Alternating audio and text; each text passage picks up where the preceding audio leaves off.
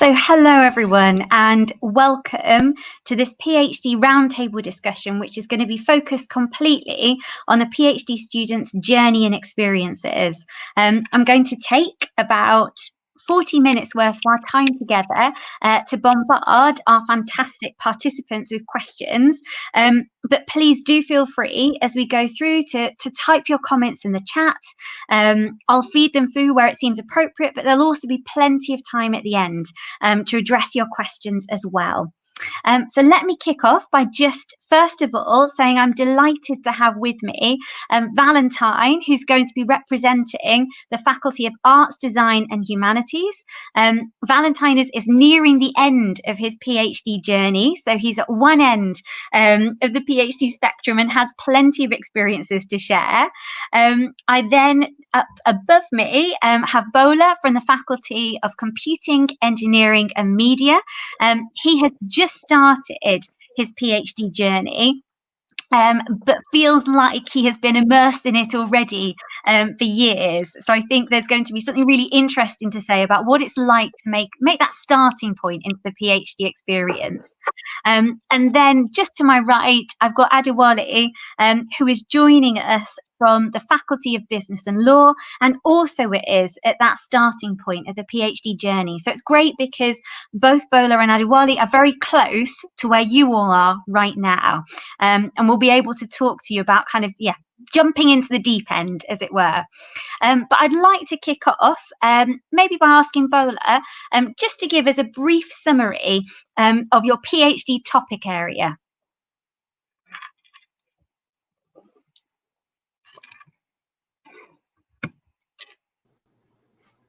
Hello, everyone. Bola Akinrolabu.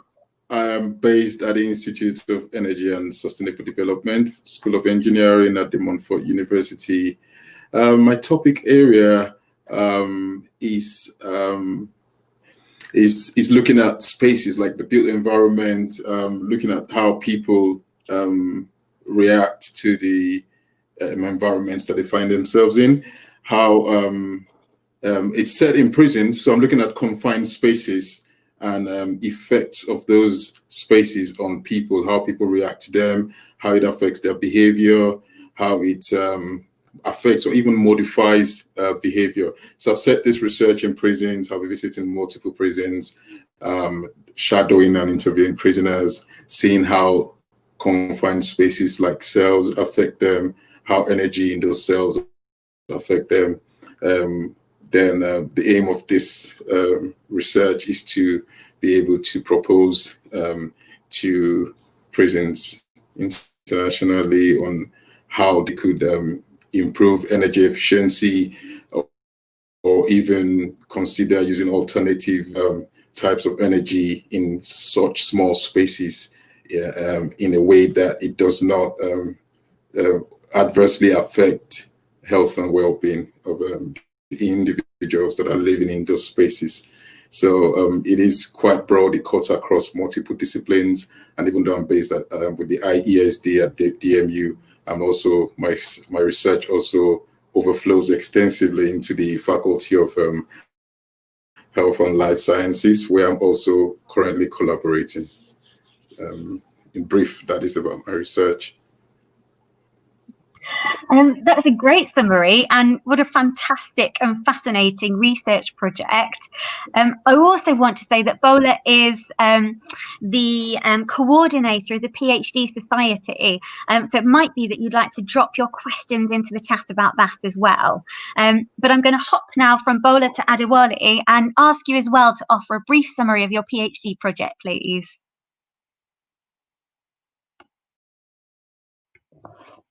Oh, Adewale, you just muted yourself. Thank you, Alisa, and thank you, everyone. Thank you for having me. My name is Adewale Inola from the Faculty of Business and Law. Like Alisa just mentioned, starting my PhD journey and jumping into the Blue Sea right on the get-go. My project's research is centered around power projects across the country of Nigeria and in Africa and sub-Saharan Africa. We know that one of the problems that we have in that part of the world is energy, which is a bane of economic development of that region. And going by the other sources of energy that has been put in place in other countries that have worked effectively for them, I'll be looking at the financing method that is feasible to finance the energy infrastructure in terms of renewable energy. Energy is a broad spectrum, it's a broad industry. You have the power, you have the oil and gas, you have the gas, and you have other. But I'll be focusing on what financing method would be better for Nigeria to model to be able to have a sustainable energy and to power the economy, to power the works of life, and to increase the economic growth and sustainable development for Nigeria. So I'll be looking at various financial major spectrum that has worked in other countries, that has worked in other climes, that have worked in other atmosphere, and see if that can be adopted or tweaked to be able to understand that this is the best model that could work for Nigeria, and Nigeria could come out of the poverty, energy poverty, and to increase the economic activity in Nigeria and sub-Saharan Africa. Thank you. And again, another really interesting project, and one that clearly, as with Bola, is going to have real world impact as well. So something to hold on to. That might be a question that people who are watching want to ask about. I'm now going to move to Valentine and ask him to introduce his PhD area, as he is, right towards the end of his journey. Thank you once more, Alisa, and thank you for having me again the second time. I think it's a pleasure meeting my brother Bola and the other guys working on energy. It is indeed a pleasure. I am working on photographic backdrop, the backdrop of photography, which looks sometimes very insignificant because people always focus more on the foregrounds of photograph rather than the backdrops of photographs. And so I decided now to look at the backdrops. What are the peculiarities of the backdrops of photographs? And the choice of the backdrops of photograph is because it is made up of sprinkled bits of symbols, objects, and cultural entanglement. And in the Photographic History Research Center, it is like a cutting-edge disciplines wherein you have history, anthropology, sociology blending together. So my topic in Cameroon is to see how the backdrop of photography can be used as a medium of interaction. And so because, you know, Cameroon is having more than 250 ethnic groups with a lot of political problems, we are seeing that there is a lot of exchange of some things we may look at it to be trivial, like photographs from one album to another, or can be exchanged as a gift from one person to another, or it can be commissioned. And so I'm trying to look at it, that how has photography moved from the Francophone area to the Anglophones area? And how can we use these backdrops of photography as a platform of interactions wherein you can have these other sociocultural dynamics in those photography? And so I need to get into archive to see the peculiarities of the type of photos they have. I need to go into personal albums, and I equally need to go online to WhatsApp to see the type of digital photographs that exist. And for now, I have been in the field thrice to collect photographs in museums, to collect photographs in archives, and then getting into persons with photographs in their albums. And I'm almost analyzing the data of what I've collected back in the field. That's the level where I am at my PhD. Great, and it's such a rich area, Valentine, and I feel really privileged because I've heard you speak about your PhD at different points in the journey, and can really feel each time how it's developed. So on that basis, I'm going to ask you to take our kind of first question about how did you know that you wanted to do a PhD, and how did you develop your research proposal? So it's a 2-in-1 question. Good. It was 2013, and I have this synergy with the Oxford Don, Professor David Zylins in Cameroon, and we were supposed to do a collections of grass field photography. And so we have to crisscross the northern part of Cameroon right down to the southern part of Cameroon to collect photographs. And so what were we interested with those photographs? We were interested with the rubber stamps behind those photographs. And so when we started collecting these rubber stamps behind those photographs, I realized that the monochrome photos, which is the black and white, not the ones that we have now, are equally having something interesting, which is not only the rubber stamps, but the component, the compositions of those photographs. And so, but when I was looking at the composition, I see that so many people have gotten so interested with the foregrounds of photo. What is in front as a sitter? What is the portrait? But without talking, what is behind the photograph as backdrop or backdrop?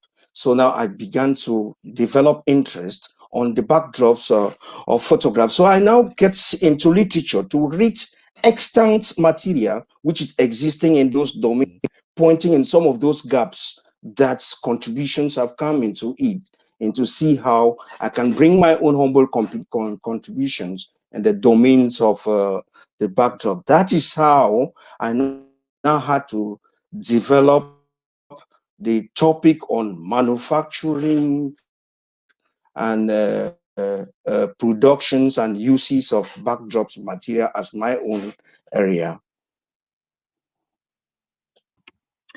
And that's cool. Are we okay? That kind of emphasis on, yeah, we're good. And that feels really key, just to flag up that you'd worked out where the gap is and what your original contribution to knowledge in that field could be. So that feels really clear, that kind of burning impulse, that drive to do the PhD. How did you translate that into a PhD proposal?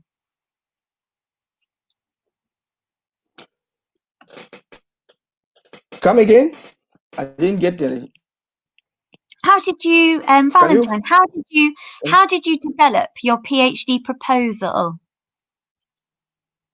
Oh yeah, good. So when I get all this and I have to get into extant material to see the contributions that people have written. Now I embark into my proposal, and I started my proposal in writing. And the writing sessions of a proposal, it's a little bit of smooth and rugged sometimes, because there are moments that you get control of it, and there are certain times that you need to get it back on hand again. So I then started now to develop the proposal. That took me about 2 months. I give it back to first the Professor Zylin to throw an eye on it, and then he sent it back to me to give some other corrections, and then I finally got into the final stage of the proposal that I deposit to the department.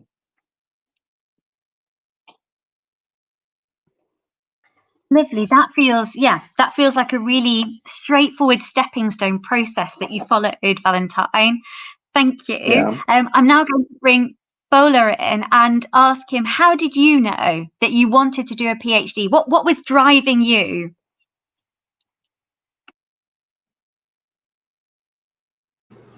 Thank you, Alyssa. Knowing that I wanted to do a PhD, I would, to be honest, was not something that I always had at the back of my mind.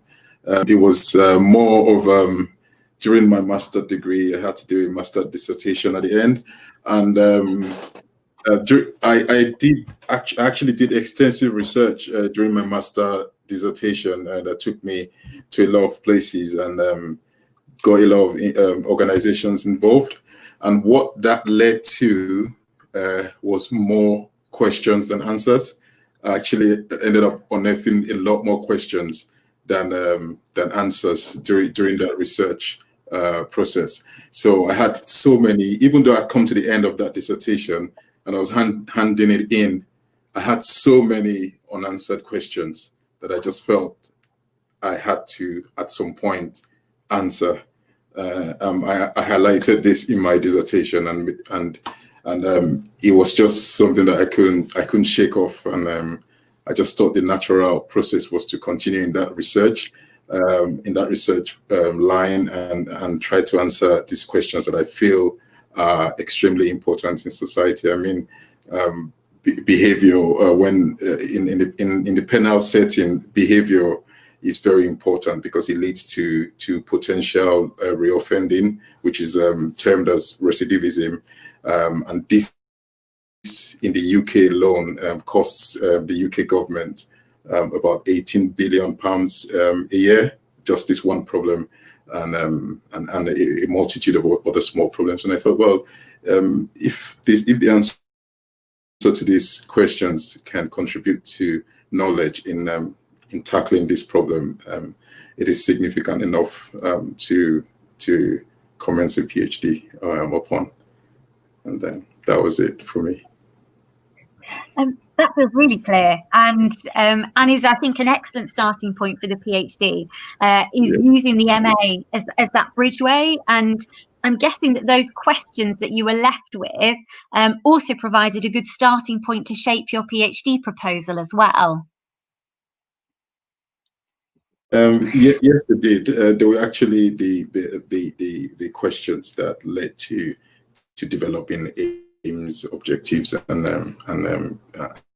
the actual research questions, and form the basis of the PhD itself. Thank you. Lovely, thank you. I'm going to now ask the same question to Adewale.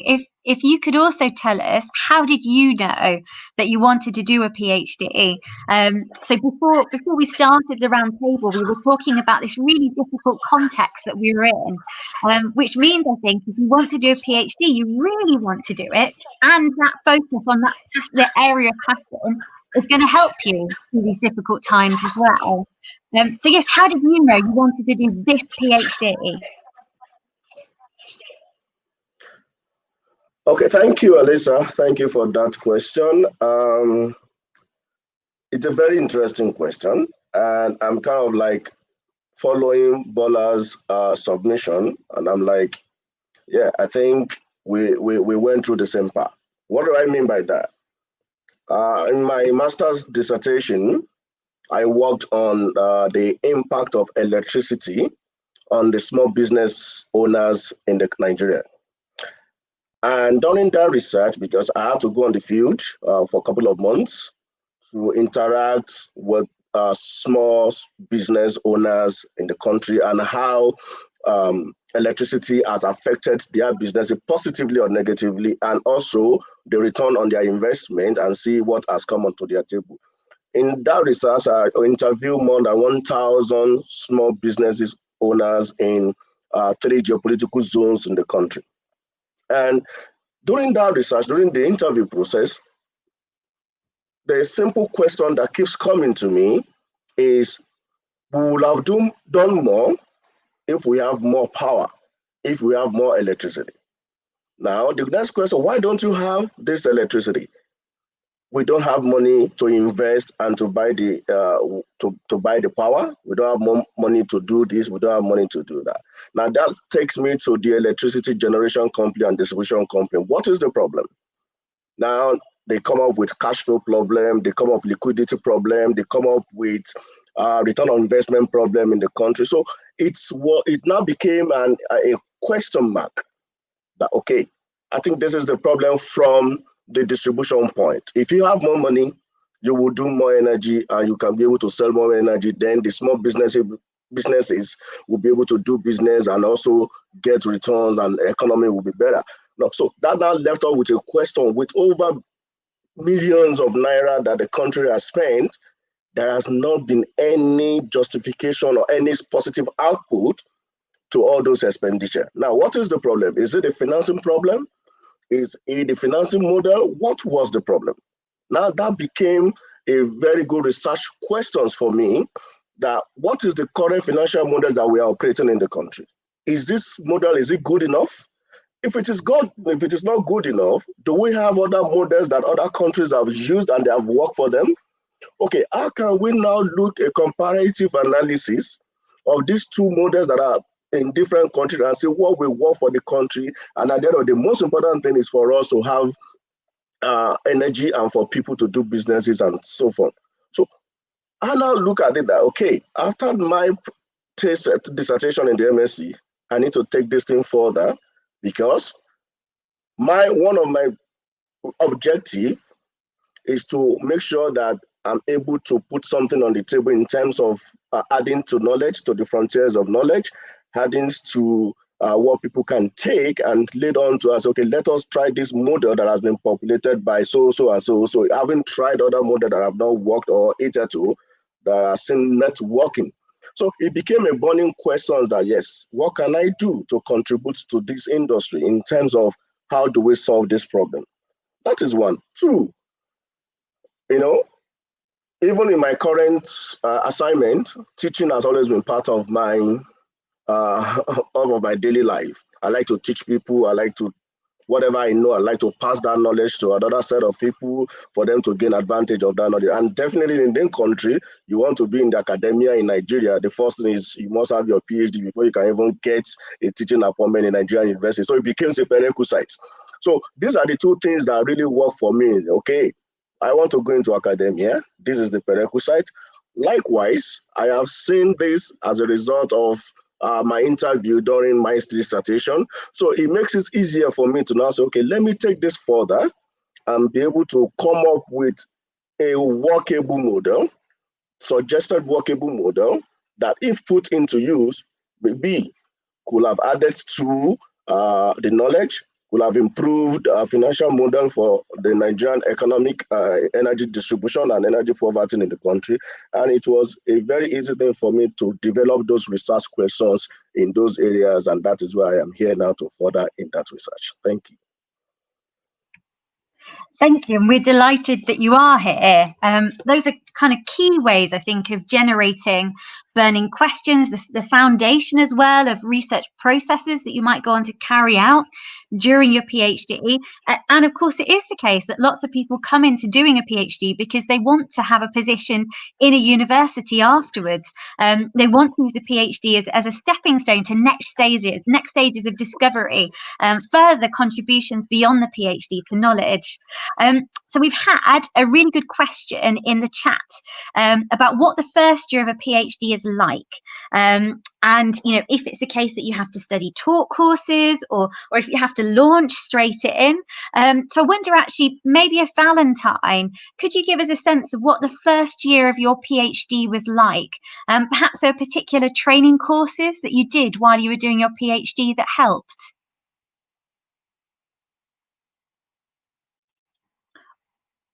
Oh, I think you're muted, Valentine.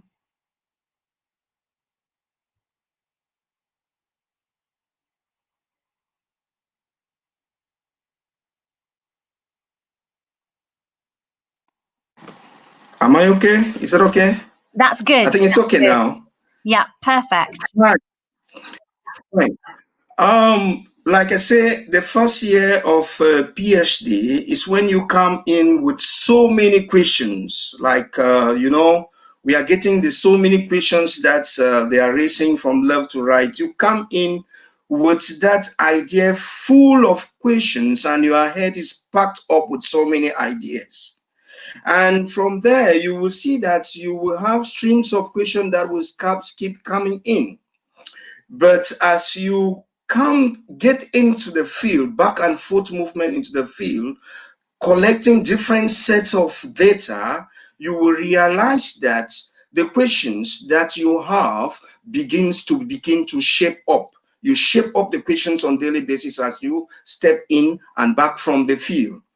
And when you study as well, there are so many skill training courses that you do go through in order to see how you need to plan yourself for the PhD. Because in all about PhD, it's about planification. And so there is a whole lot of courses in the skill training wherein you go there and they tell you on how to program yourself on what you need to do and what you need not to do. It is a whole process where in the skill training, it drills you and orientates you on both your physical, your psychological and your mental health, so that you can be able, to get going with it. Because the PhD journey, I would like to say it here, it is a long journey. When you start, you always start with, a bigger bite. But as you keep going, you see that you need to reshape. You need to reshape the main idea that you have towards something which is smaller as a contribution. But then it is a whole synergy. It is a whole synergy in that at the beginning, you need to talk with friends. You need to talk with the supervisors continuously, that this is the way I'm looking at it, how I'm going to look at it, and all those type of things. And the best thing is, at the first year, know that you have chosen what you like. You are doing what you like and like what you do. It's not just like, you just hurriedly choose a topic that you are just like forced to do it. It's something that you need going on with it. So the base of it is get yourself, in a synergy with your classmates, your supervisory team, and of course the PhD society. In those days, we have exchange in the PhD society. In the first months, where we go in, we exchange idea. We try to bring up how we go on with literature review, how to reshape our literature to point to gap. Theoretical perspective, we argue among us. These are the activities we brought into the PhD society.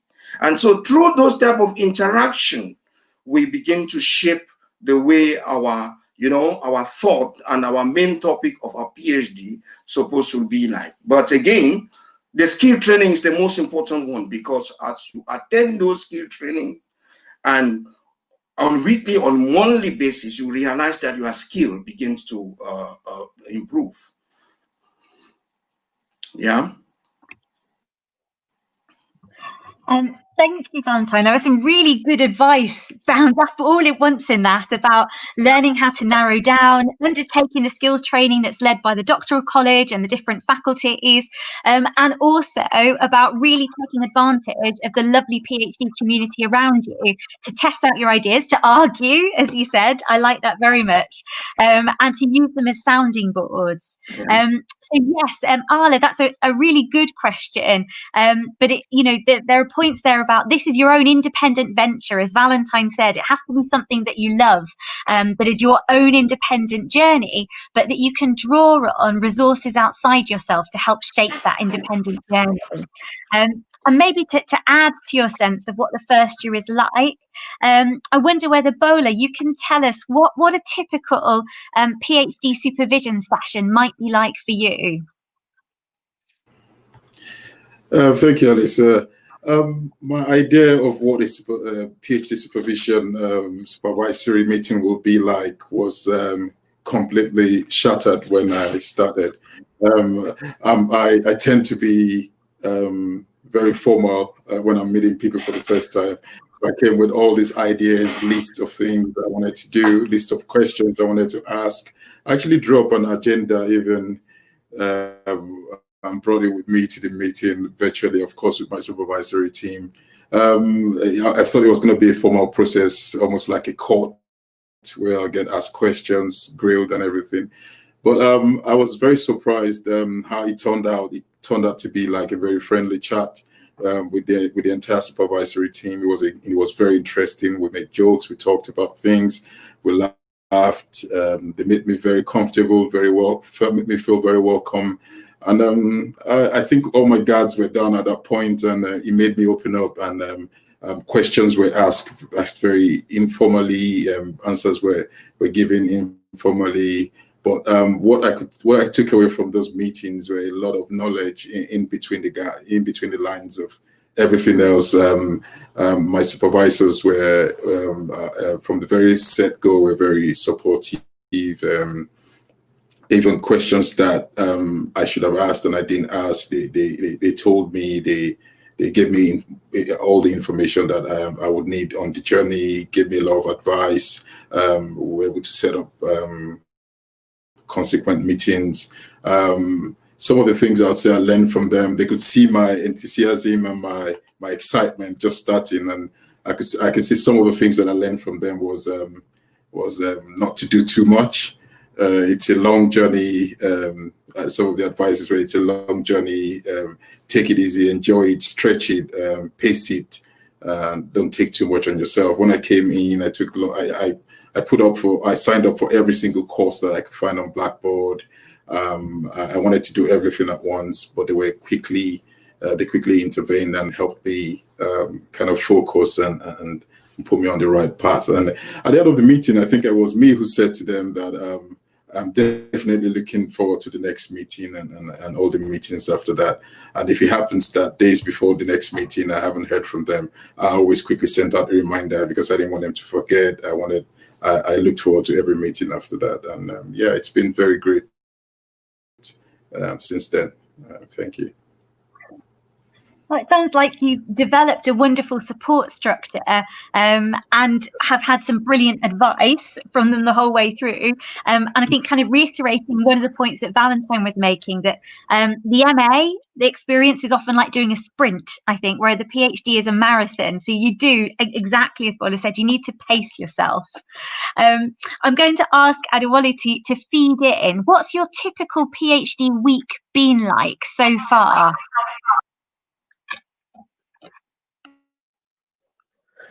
Thank you, Alisa.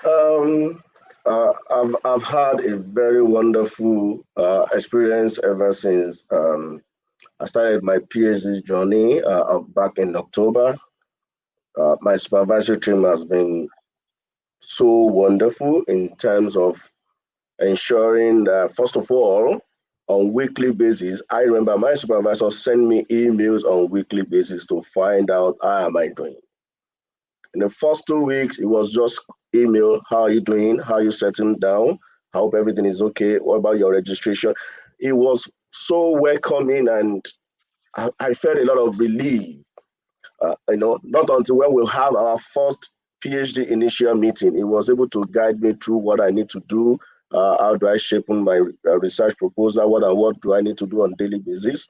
And it advised me to, first of all, go on to develop my DNA, the development needs analysis on the Blackboard, to first of all go and do that. And that will guide me on the necessary skills that I need to arm myself with before I proceed on the journey. And having gone through that DNA analysis, I was able to I need to bridge my knowledge in this area, and I signed up for all of those necessary courses that I need to take. PhD, like they say, is a self-study. So you first of all analyze and look at what are the skill gap that you have, and you need to bridge those skill gap before you even start going on that journey. So for the past 1 month that I've been here, it has been like that on a weekly basis.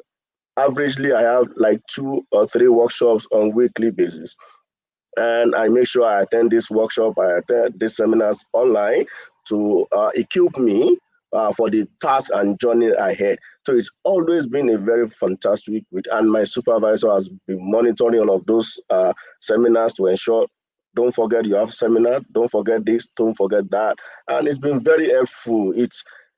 When people tell me it's a difficult task ahead, I look at it, I say, no, I've had a brilliant start. I think it's a very lovely task I'm going to go in for. Thank you.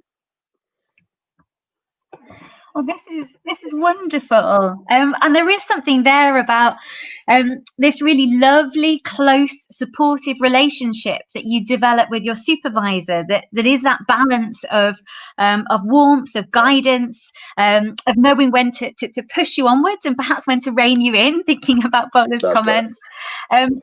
Yeah, and they're a kind of central support system for you.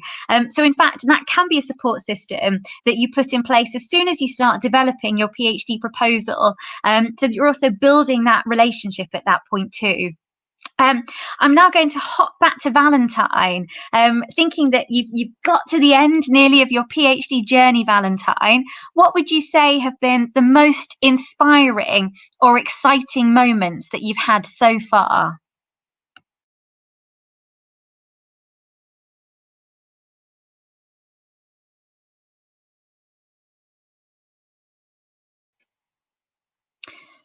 Oh, we're just waiting for some sound to come through, Valentine. Hello? Is that That's okay? good. That's lovely. Yeah, what I was saying is that the best moment of my PhD, or the exciting moments of my PhD, are during the reviews. Why during the reviews? Because I realized that the themes that I have, those who preside over my reviews are quite different people from my faculties. And when we have reviews, I realize that what I initially have in mind, I need reshapes. And I always like when I have, idea about reshapes, because reshapes is what makes you to push on with your PhD. Without reshape, you won't be anything, because you may think that you are comfortable in what you have. But on daily basis, when we have our review, I am always very happy for the reshapes. And also, when I attend conferences, I meet with experts in my own department, and whenever I present a paper, I would go out when we are having coffee, we'll discuss about that.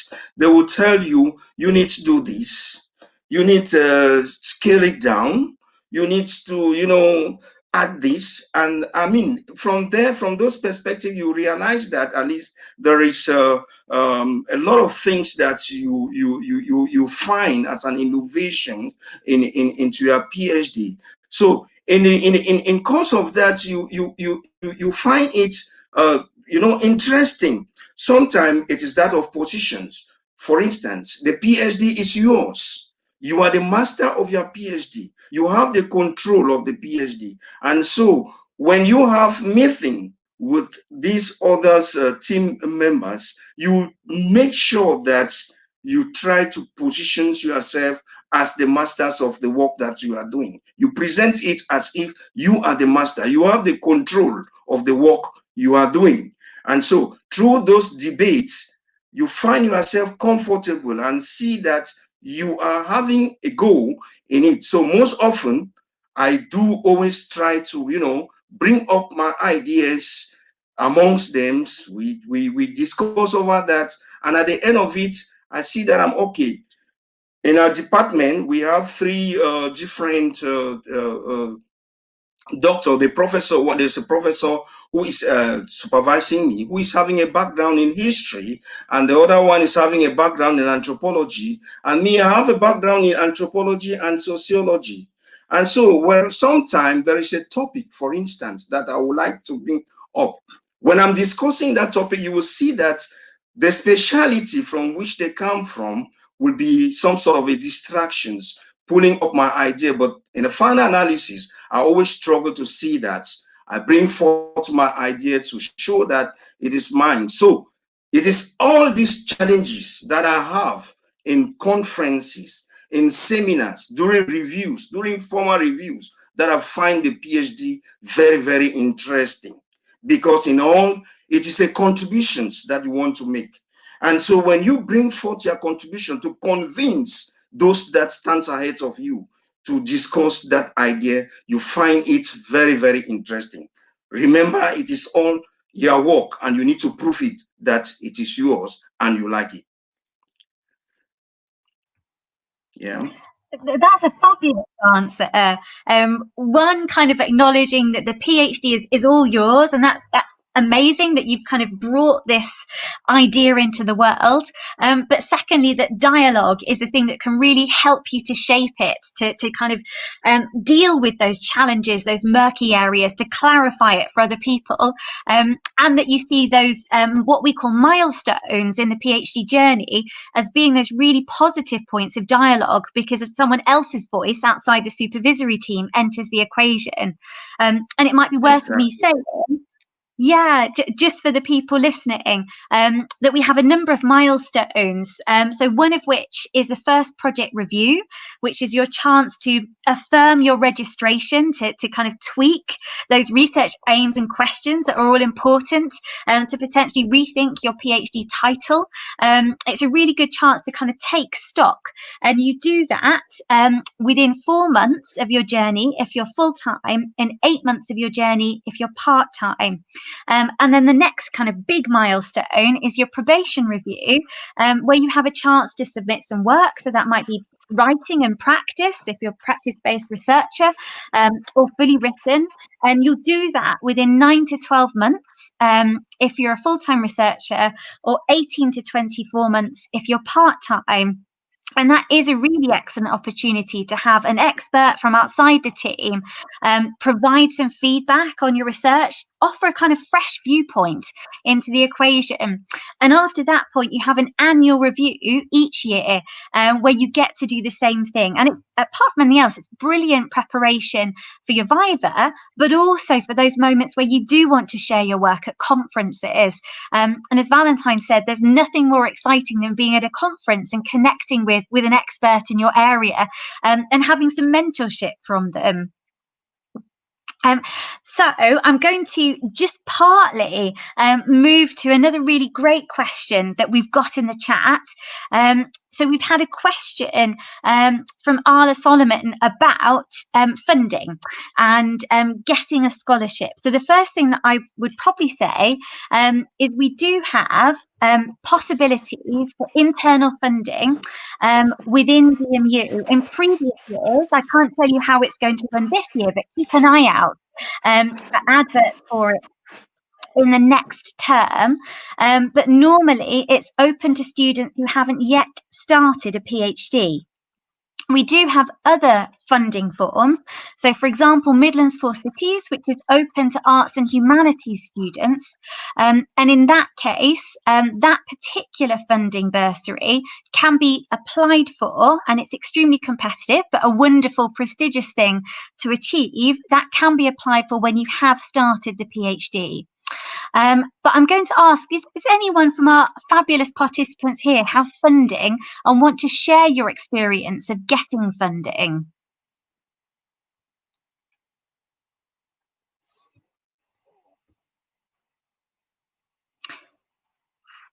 That sounds like that's not the case.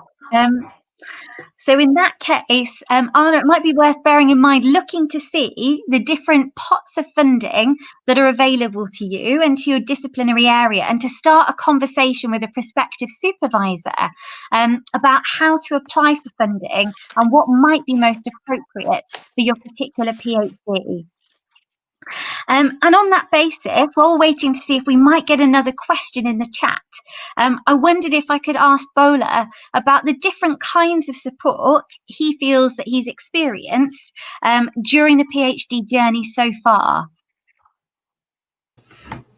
Thank you, Elisa. The support that I've received so far has actually been very, very instrumental in how my PhD research has begun to take form.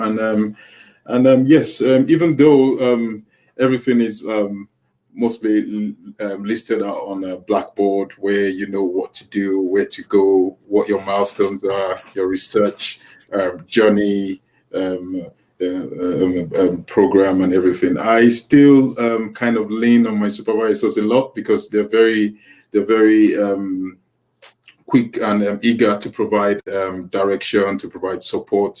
I was kind of taken aback a little bit in one of our supervisory sessions when I was asked about my private life, for instance, if I had any upcoming issues that might be a problem, and I was happy to open up and tell some of the things that I think might create instability at any point in time, and they took note of that, and they were very, very keen to offer support and advice, even in my personal life. But some of the other areas I've received a lot of support from them is pointing out certain things. Like I signed up on a lot of courses, and I was a little bit confused as to how I should go about completing assignments and examination, and they were quick to point out to let me know that a lot of those courses are just there for us to acquire actually the knowledge that we need during this research journey, and they're not there to examine us in that way. And with my first project review, which is coming up in January, they've even though I didn't bring that up with them, they were quick to also intervene and ask me how I was preparing for that. In every supervisory session that I've been in, they've been able to provide links, drop links to articles, journals, books that they think that I might need. I've recently, one of my supervisors has facilitated my opportunities that included joining specific research networks that are very relevant to my area of research. This has opened up a very wide various potential to collaborate with various academics across several universities. I think one of the last events I attended within my research network, we had about 200 participants. A lot of them were professors from all over the United Kingdom. I've received countless emails after that, suggesting collaborations, suggesting even mentoring at some point. So these are opportunities that I did not know the scale of support, the scale of these opportunities until they started to get involved and help direct me in these areas. So it's been immense. It's been very helpful. I can't quantify it, and I'll do it again in a heartbeat. Thank you. Gosh, this is an ideal to have a supervision team who is thinking about the way in which, as PhD researchers, our lives flow into our research and our research flows into our lives. And so it's good to have a supervision session that really acknowledges that and the way in which each side of your life can have an impact on the other. Great. We've got another really good question about support and allowances for disabled students. I don't know if that's a question that anyone here can answer. If not, I will drop my thoughts into the ring.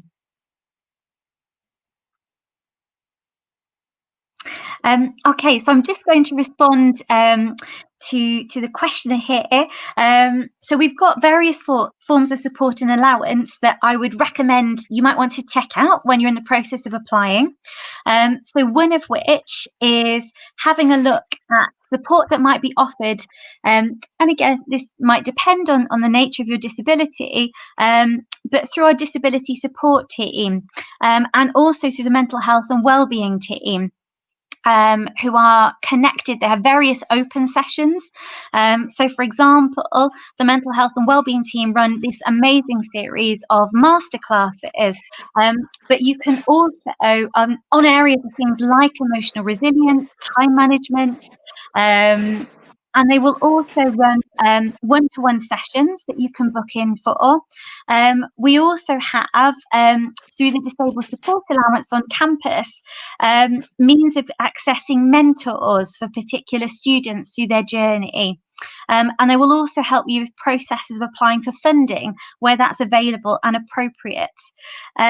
We also have brilliant support for things like students who might be negotiating dyslexia or dyspraxia through CLASS, the Centre for Learning and Study Support, who offer really great one-to-one sessions and also group workshop sessions to further support you with processes like the writing process, the research process. And it's certainly been my experience that students, my PhD students in my particular research institute and in the wider faculty have felt extremely well supported by the different strands of disability support on campus.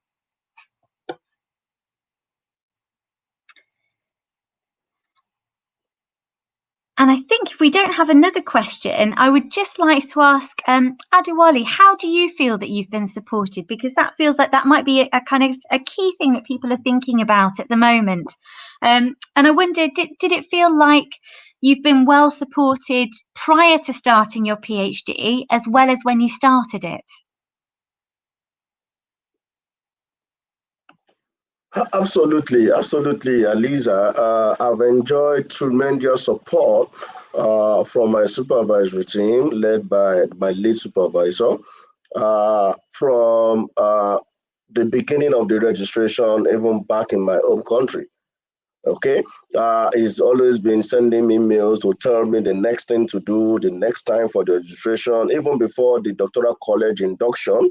He made sure that, yes, I booked the date on my calendar and ensure that I was part of that induction. And after that, he always made sure to tell me, okay, the next line of action, when is my travel date, who do I know in Leicester, how am I going to navigate myself around Leicester, what do I need any support in terms of transportation, in terms of location, the navigation to the city, even to the point of coming to my the quarantine period. Is has always been supporting me and checking up on me to ensure that I am fine, I am safe, and that to me, it's really tremendous that this is what you get from your supervisory team. Even with you haven't started the PhD at all, you haven't started putting your pen to paper at all, and you've gotten this kind of support from your supervisory team. Not only that, like I said earlier on, the first thing he asked me to do is to go on to and complete my DNA, the development need analysis, to be able to know my skill gap in terms of what I intend to do, what I want to learn, my level of knowledge in terms of some financial models, in terms of quantitative method or non-quantitative method, whichever one that I would like to have more knowledge about. Okay, pointed me to the Blackboard, how to use the Blackboard. In fact, he got to the point that he needs to direct one of the doctoral college officer, Chantel, who booked his private session with me and tutored me on how to use the DMU Blackboard from the beginning to the end. That really gives me a lot of comfort, a lot of confidence that yes, I'm in the right place, I'm in a good place, and I have a very good supervisory team who are very keen about not only my academic journey, who are very keen about my welfare, who are very keen about my safety, and to ensure that yes, I'm able to use all the facilities that are available for me to use. It's been tremendous. It's been tremendous. I've received a lot of support from them, from the supervisory team, and also from the faculty college officials.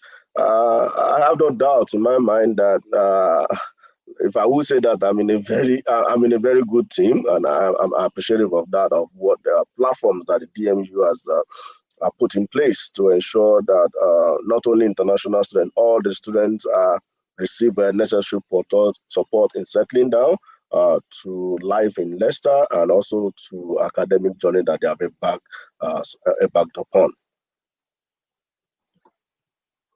Which is wonderful. I'm going to ask Valentine to finish the session by offering a piece of advice from his expert positioning, a tip or a piece of advice for someone starting their PhD.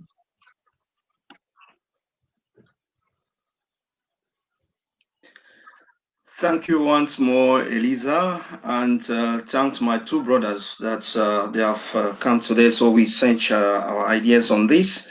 The advice that I will give a student starting a PhD is just simple.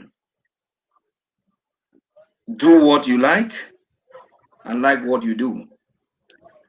For instance, I am working with monochrome photos, which are archival materials that have been buried in dust over years.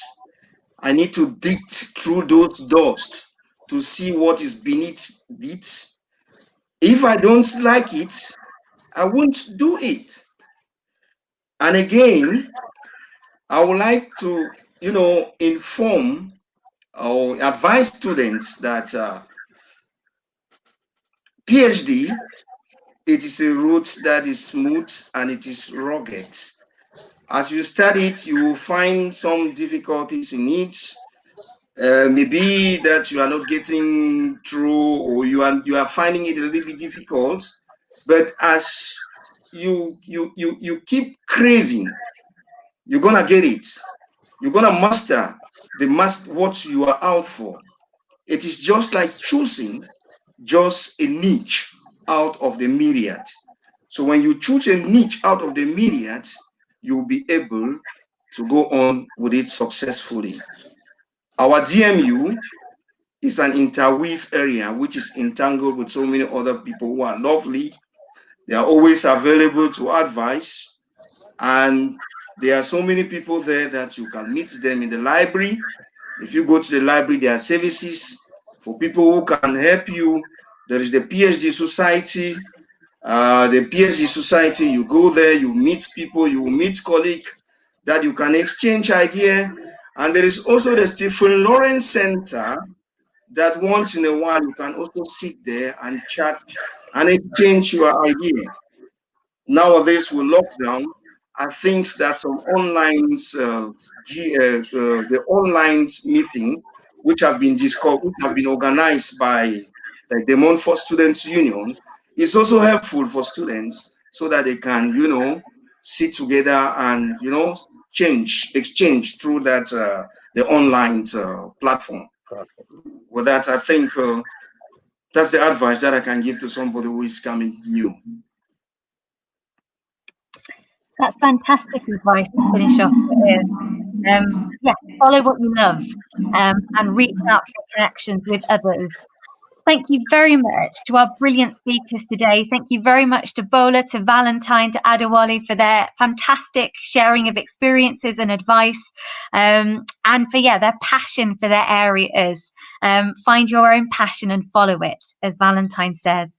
Thank you very much. You now have the opportunity, should you so wish, to attend an introduction to the faculties of Arts, Design and Humanities, or Health and Life Sciences, or you can watch a recording of the live stream of introductions to the faculties of Computing, Engineering and Media, or Business and Law. Do have a look, see if there are supervisors there who might be the right one for you and who will help you shape your passion. Thank you all.